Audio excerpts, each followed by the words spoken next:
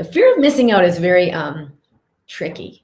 It's fear disguised as fun, or fear disguised as opportunity. You should really do this thing because something bad will happen if you don't. You're like, oh, I guess that's a good thing. But either way, I'm still choosing fear. And the more I choose, I anchor into fear, the more fear I have to run from.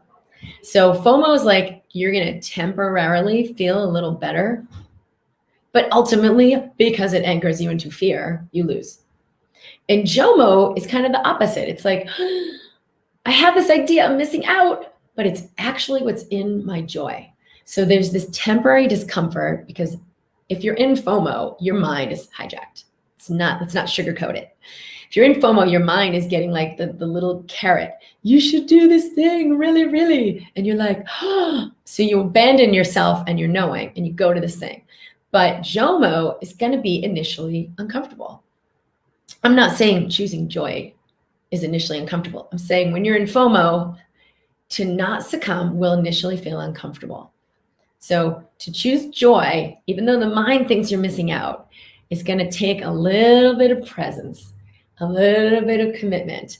And that's why being aware of what are my true heart's desires is the very thing that's going to give you the courage and the strength to stay present. I do want to invite people to the workshop that we have about this coming up on August 20th.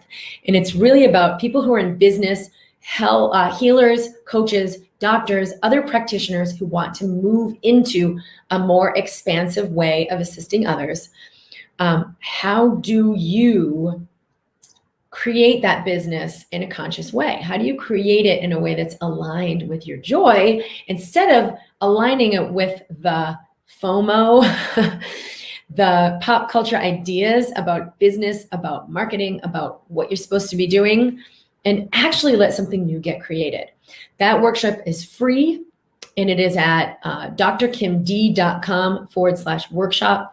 We'll be going a lot deeper into this piece, and I'll give you specific tools for how you increase your personal frequency and honor yourself in the equation of creating a business assisting others, because that is the only way to actually create prosperity in your business. There is no way you can create true wealth in a business if you're not connected with what is the abundance in you, what is the truth in you, and listening to the wisdom in you. So drkimd.com/workshop.